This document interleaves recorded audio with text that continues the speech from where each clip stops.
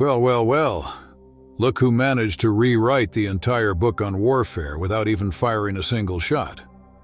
Look who transformed what seemed like a hopeless situation into a masterclass that left seasoned generals staring at their medals, questioning if they had ever truly understood strategy. You, calm, calculating, and ice-cold in your precision, became the architect of outcomes they never saw coming. They thought they had you cornered, didn't they? They thought the walls were closing in, that everything was falling apart, that there was no possible way out. Yet in that very moment when most would have broken down, you smiled. They had their spreadsheets, their contingency plans, their little power plays carefully mapped out. They were convinced you would panic, beg, or scramble into the predictable moves they had already countered. But instead you did something no textbook, no military academy had ever prepared them for. You smiled. And not the nervous smile of someone defeated, not the fake smile of someone pretending to hold it together, but the smile of a player who just realized the chessboard everyone else was obsessing over was nothing more than a checkers board. While they were still playing checkers, you had already ascended into three-dimensional psychological warfare. That single smile was the moment battle-hardened strategists began to sweat. You see, they expected you to fight on their battlefield by their rules, within their carefully constructed trap. They spent weeks, maybe even months, blocking every exit, flipping every ally, cutting off every resource. It was brilliant, it was textbook, it should have worked. But there was one fatal flaw in their design. They assumed you were playing the same game, fighting for the same victories, chasing the same territory. What they failed to realize was that you weren't trying to win the battle they had orchestrated. You were rewriting the entire war. You didn't try to escape their trap. You transformed it into your launching pad. Think back to that first move you made, the one that left them frozen mid-celebration, exchanging confused glances. On paper, it looked like surrender. On paper, it appeared you had given them exactly what they wanted. But paper cannot capture psychological chess. You didn't resist, you didn't struggle, you didn't stage a dramatic last stand. You simply handed them their victory. And that should have been their first warning sign, because warriors don't lay down their swords unless they've discovered a far more dangerous weapon. And you did. You found their blind spot. Military strategists obsess over tactics, terrain, resources, morale. But you studied them. While they were engineering your downfall, you were mapping their psychology. While they calculated your weaknesses, you documented their patterns. And patterns are nothing more than prisons people construct for themselves. They mistook your silence for submission, your compliance for defeat, your lack of visible resistance as acceptance of fate. But silence is never empty. It is where strategies are born. Compliance, when intentional, becomes misdirection. And acceptance? Sometimes acceptance is merely patience dressed in disguise. Remember how puzzled they looked when you began making small, seemingly insignificant moves, shifting pieces they overlooked, speaking to people they had dismissed, showing up in places they believed didn't matter. They mocked you, called it desperate, pathetic, the frantic thrashing of someone too blind to see they had already lost. But every step you took was deliberate. Every word you spoke was a landmine waiting to detonate. Every action was a thread woven into a web they couldn't see, because they were too busy basking in a victory you had already stripped of all meaning. You weren't trying to win their game. You were designing an entirely new one. A game where their so-called victory conditions meant absolutely nothing, where the scoreboard they worshipped didn't even exist. This is what they never teach in their military academies.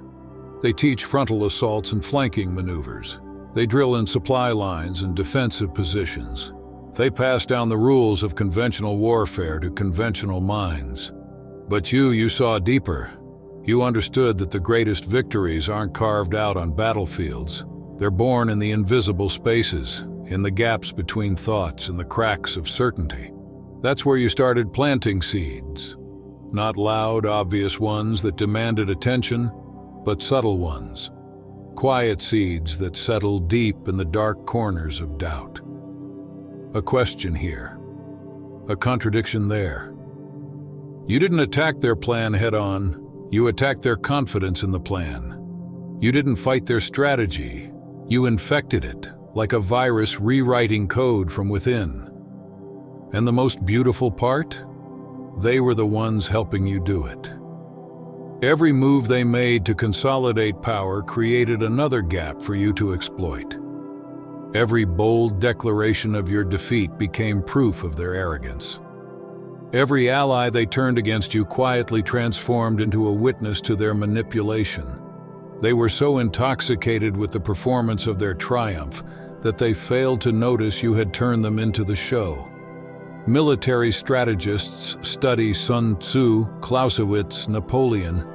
They obsess over battles, empires, and the movements of armies. But you were studying something far more devastating. You studied the architecture of arrogance. You charted the geography of ego. You knew that the strongest fortress is always the most brittle, provided you know exactly where to tap.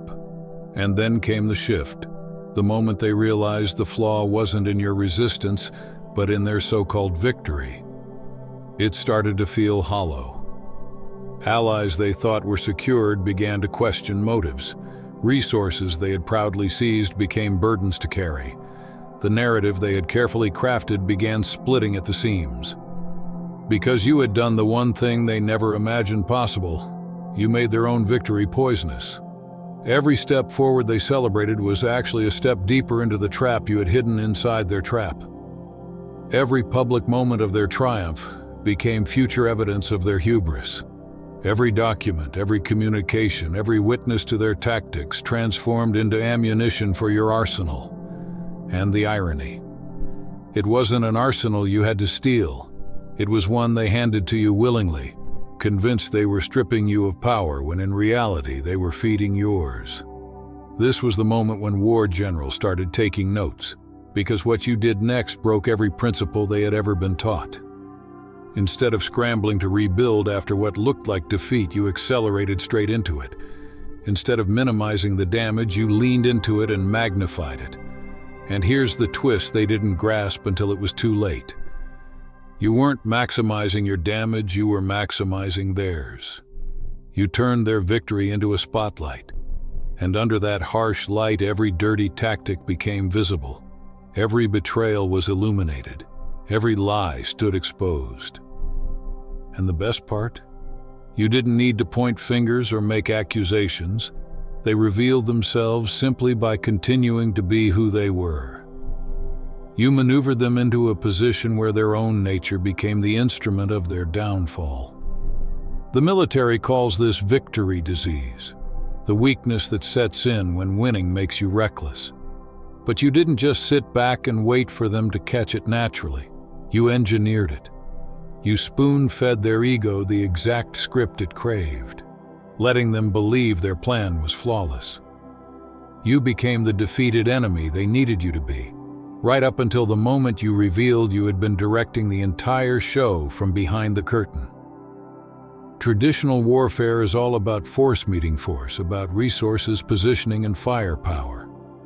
But you understood something the generals are only beginning to grasp, that the most devastating weapon isn't the one aimed at your enemy, it's the one they aim at themselves. You just had to position the mirrors correctly. Every action they took thinking they were crushing you was really them tightening their own noose. Every ally they stole became living evidence of their character. Every resource they claimed became a monument to their greed. Every public victory became the setup for a future humiliation. You didn't need to destroy them. You just had to document them destroying themselves. That's what has military strategists questioning everything they've ever known. Because you won without fighting. You conquered without attacking. You dismantled them without ever laying a hand. You used their strength against them so flawlessly that they still don't know the exact moment when their victory turned into their defeat. One day they were celebrating. The next day they were explaining. And we all know explaining is nothing more than losing in slow motion. The timeline you created was a work of art. You allowed them their intoxicating moment of triumph. You let them drop their guard and reveal their true nature. And once they were drunk on their own success, that's when the revelations began. Not all at once, because that would have been merciful. No, you unraveled them piece by piece. First, small inconsistencies in their story began to surface. Minor details that didn't quite add up. Then came the questions about their methods, the ethics, the legality, the hidden costs. And then, like thunder, came the documentation you had been gathering all along. The recordings they didn't know existed, the witnesses they had underestimated, the paper trail they left in their arrogance. By the time they realized what was happening, the game was over. The narrative had shifted completely. The so-called victors had become the villains. The defeated had become vindicated. And you? You hadn't lifted a finger in aggression. You had simply allowed the truth to do what it always does when given enough rope. It hangs those who tried to bury it. Generals are used to clear metrics of war: territory gained or lost, resources captured or destroyed, body counts and battle lines. But you fought on an entirely different battlefield, one where the terrain was perception, the resources were credibility, and the only casualty was their carefully constructed facade. How do you counterattack someone who never attacks? That's the question haunting them now, the reason they are rewriting their manuals. Because you demonstrated that the greatest strategic position isn't the high ground, it's the mirror. The deadliest weapon isn't a sword, it's patience. And the most complete victory isn't obliterating your enemy. It's letting them obliterate themselves while the whole world watches. You turned their strength into weakness, their victory into defeat. And the most terrifying part for them? You did it all while appearing to lose. You mastered the art of strategic defeat. You understood that sometimes the best way to win is to let your enemy believe they've already won, to let them relax, to let them reveal their true selves when they think no one's paying attention. Generals trained for decades, studying battlefield tactics, terrain, weather, logistics, morale. But you rendered all of it obsolete with a strategy so simple it's revolutionary. All you had to do was be exactly who you are, while letting them be exactly who they are. The rest unfolded by itself. Now they're all scrambling to reverse engineer what you did. They're hosting seminars, writing papers, dissecting every move as if your strategy can be bottled and taught in a classroom. They're obsessively combing through your decisions, trying to decode the formula. But the irony is this: there was no formula.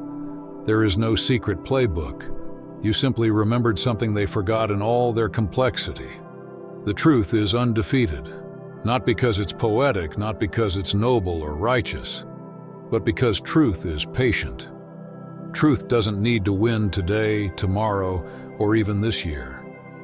Truth can wait while lies burn themselves out, exhausting all their energy to maintain a fragile illusion. All you had to do was outlast the performance, and that's what has them trembling. Armies can be trained, resources can be gathered, fortresses can be built. But how do you defend against someone who turns your own victories into their weapon? How do you fight an enemy who isn't even fighting back, but simply reflecting you? They've invented new terms just to describe you: psychological judo, strategic aikido. But even those fall short, because judo and aikido still require engagement, still require contact. You won without engaging. You conquered without contact. You secured total victory without ever stepping onto their battlefield. Now they study your case like archaeologists studying the ruins of a civilization, awed by the results, baffled by the method. They can see something profound happened, but the process feels alien to minds trained in conventional warfare. How do you train soldiers to win by appearing to lose? How do you teach generals to achieve victory through surrender? How do you explain that sometimes the strongest offense is no offense at all? You forced military academies across the globe to confront a paradox. They must still teach everything they've always believed about tactics, terrain, and combat, while also teaching your approach, which makes their doctrines look like children playing with toy soldiers. You didn't just win a battle, you shattered their entire framework. Some generals retired early, rather than face the cognitive dissonance. The strategies that defined their careers, the medals that once gleamed with pride, suddenly felt hollow next to what you accomplished with nothing but patience and mirrors. The case studies they write about you read like exercises in frustration. Every time they think they've pinned down a principle, you violated it. Every time they think they found a pattern, you broke it. The only constant was your inconsistency. The only predictable thing was your unpredictability. You were chaos disguised as order, until the moment you revealed yourself as order disguised as chaos. Military historians are calling it the most radical evolution in strategic thought since gunpowder. But even that comparison fails because gunpowder merely changed the tools. You changed the entire game. Gunpowder made walls obsolete. You made conflict itself obsolete. Why fight when all you have to do is position mirrors? Why launch an attack when time itself can wage the war for you? Why destroy when you can simply reveal? That was the essence of what you showed the world, and it shook the foundations of every institution built on conflict. They're teaching your story in war colleges now, but the students still don't understand. They sit in classrooms with notebooks open, waiting for the clever tactic, the secret maneuver, the hidden technique that explains it all. They keep searching for the special move, the thing they can replicate and use. But they miss the point. The most sophisticated strategy ever deployed wasn't hidden in complex algorithms or classified doctrines. It was rooted in something so simple it terrifies them. You told the truth and you waited. That's the part they can't accept. They can't comprehend that you won by refusing to fight.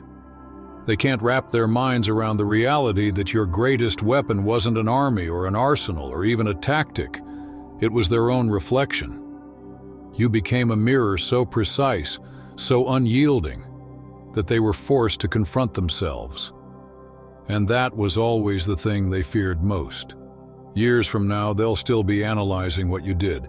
They'll keep digging through the ashes of their own collapse, convinced the secret is buried somewhere in the rubble.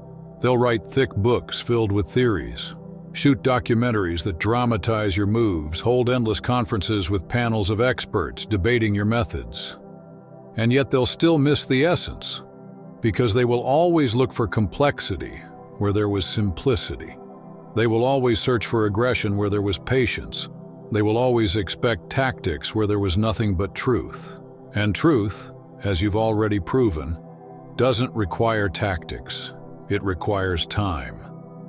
The generals who witnessed it firsthand rarely speak about it openly. When pressed, they fall silent or look away, their eyes clouding over like soldiers haunted by a battle that broke something inside them. But it wasn't trauma from violence. It wasn't blood or explosions that left its mark.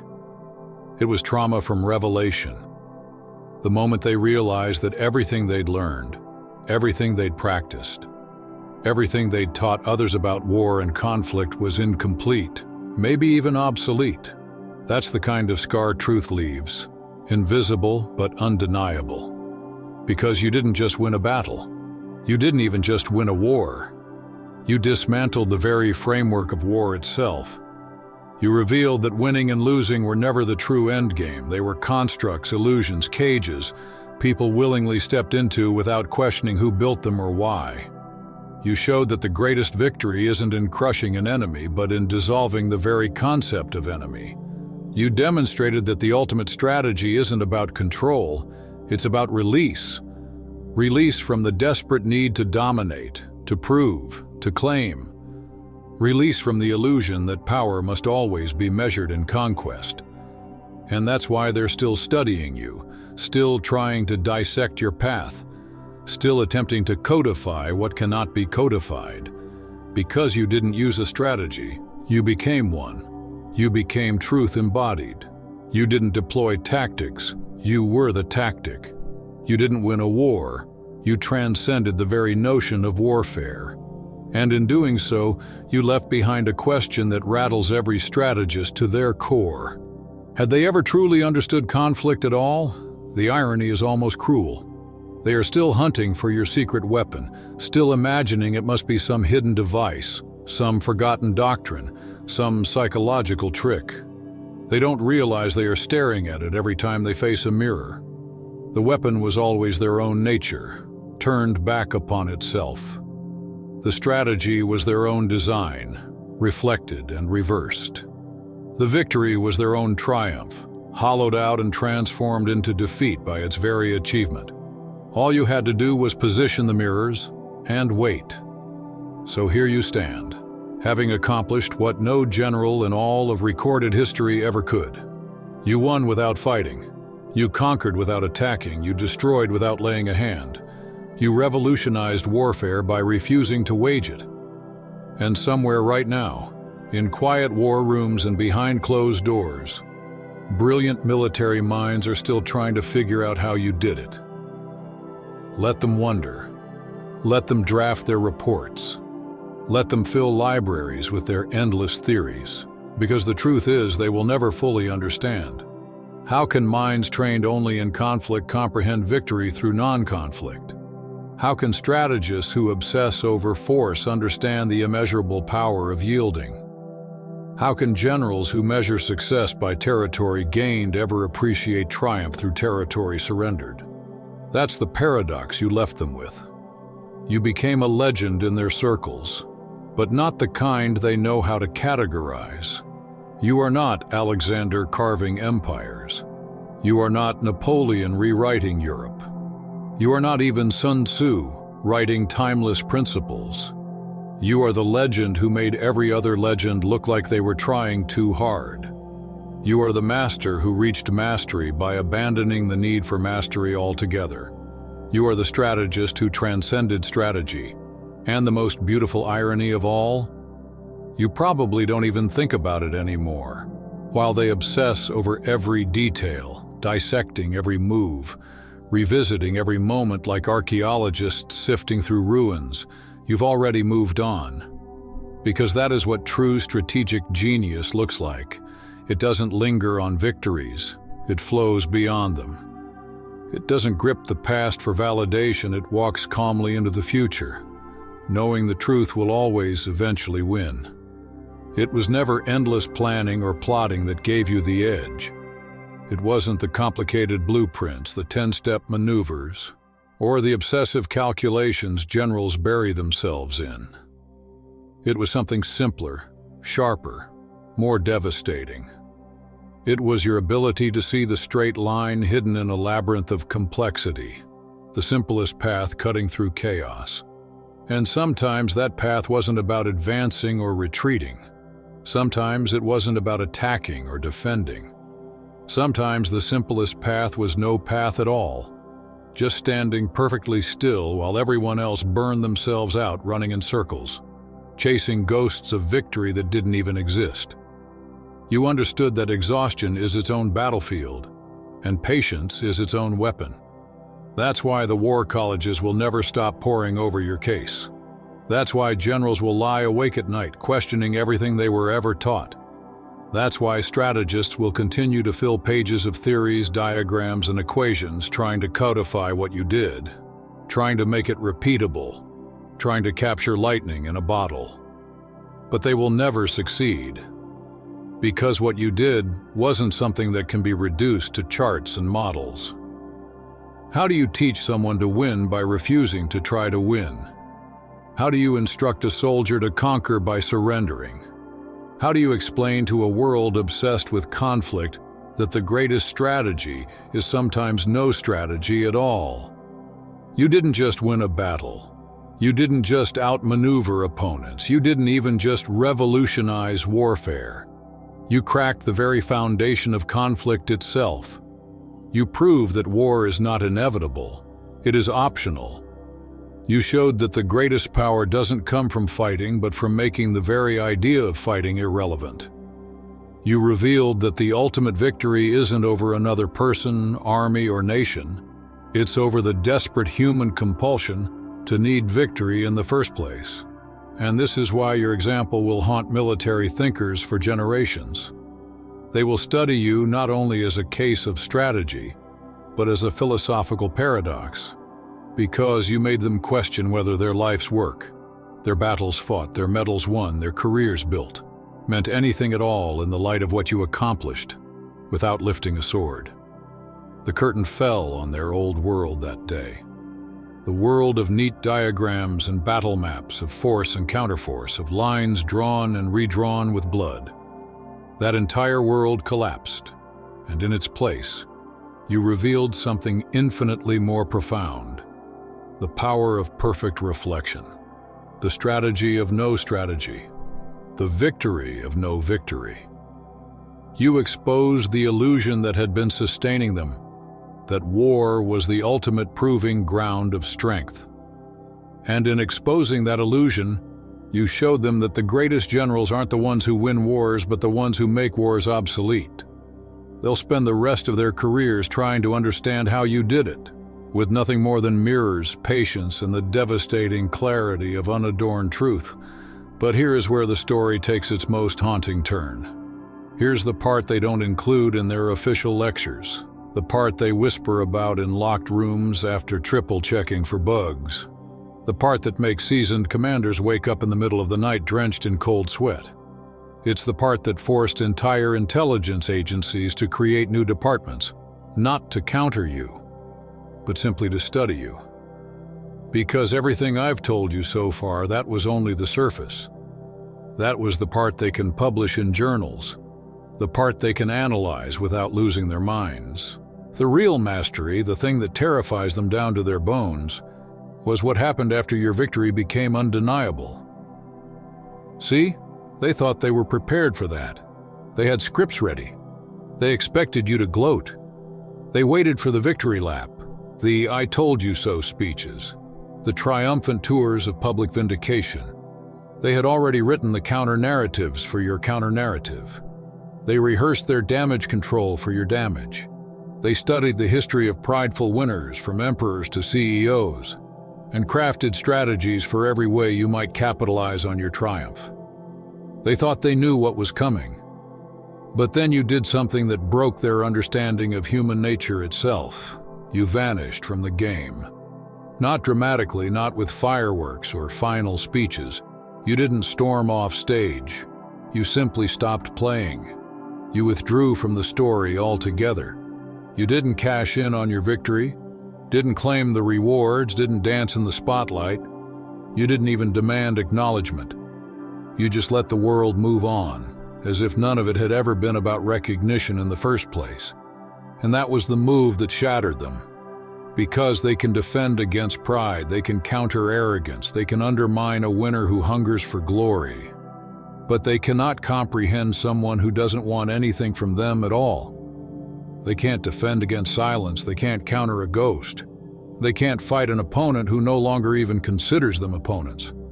That is why they still whisper your name. That is why they still circle back to your story with fear in their voices. Because it wasn't just that you won without fighting, it was that after winning you refused even to care. No interviews breaking down your strategy, no glossy book deals explaining your methods, no motivational speaking tours teaching others how to replicate your success.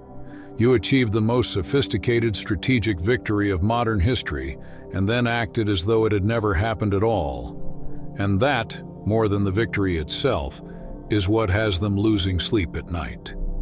Because in that silence, they finally understood the terrifying truth. You weren't playing to win. You weren't even playing to prove a point. You were playing to transcend the game entirely. And by walking away at the exact moment of absolute victory, you proved something that makes every power structure in the world tremble. You demonstrated that the most dangerous person is not the one who craves power, but the one who can seize it effortlessly and then leave it on the table like pocket change. Think about what that means. Every system of control, every government, every corporation, every military, every hierarchy is built on a single assumption: that people want something. They want to win. They want recognition. They want to climb higher, to sit at the top of the pyramid, to claim the throne. That hunger is what power structures manipulate and exploit. That's how they maintain control. But you shattered that foundation. You showed the world what happens when someone not only masters their game but plays it better than the architects themselves, then turns around and reveals they never cared about the prize in the first place. You didn't just beat them. You didn't just outmaneuver them. You made their entire value system look like children squabbling over toys in a sandbox, while you stood outside the fence wondering why they thought any of it mattered. That's why retired generals get that 1,000-yard stare whenever your name comes up. It's not just about tactics. It's not even about psychology as they know it. It's because you operated from a position they didn't even know existed. They thought you were playing chess while they were still on checkers. But then you revealed you weren't even playing chess. You were just moving pieces around casually, waiting for them to realize the board itself was imaginary. The intelligence agencies tried to profile you, desperate to identify your motivations, your endgame, your next move. But how do you profile someone who has already achieved everything and wants nothing? How do you predict the actions of someone who has demonstrated they can destroy anyone, but deliberately chooses to destroy no one? How do you strategize against an opponent who isn't opposed to anything, who already won everything worth winning and walked away without fanfare? They had no choice but to escalate the conversation to the highest levels. They've briefed world leaders about you. Not because you're a threat in the conventional sense. You don't march armies, you don't topple governments, you don't plant flags. No, you're far more destabilizing than that. You represent proof. Proof that their entire framework of power, control, and hierarchy is optional. Proof that someone can completely master their game, outperform every player, rewrite the rules in real time, and then treat it all as irrelevant.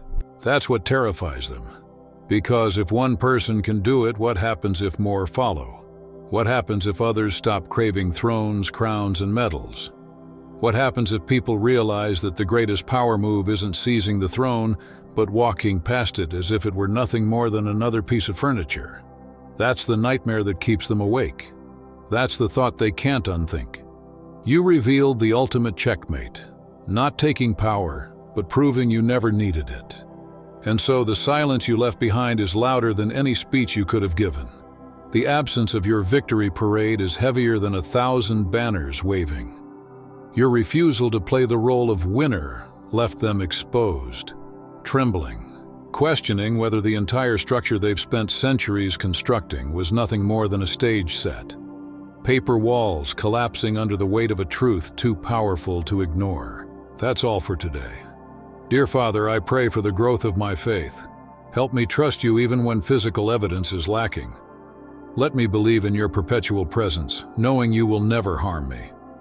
I understand that your thoughts for me are thoughts of prosperity and not harm, to give me a good future. Thank you, gracious and eternal Father, for always listening to my voice.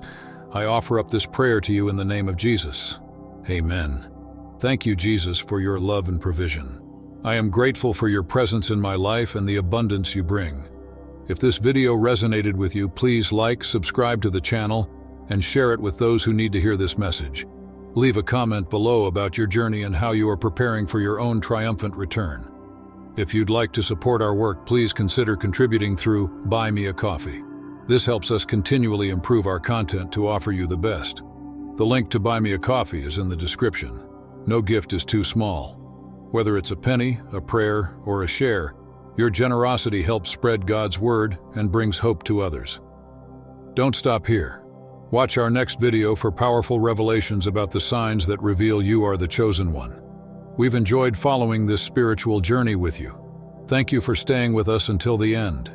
Keep shining brightly and embrace your destiny with courage. See you next time. Blessings to all the beautiful souls from the Enlighten wisdom.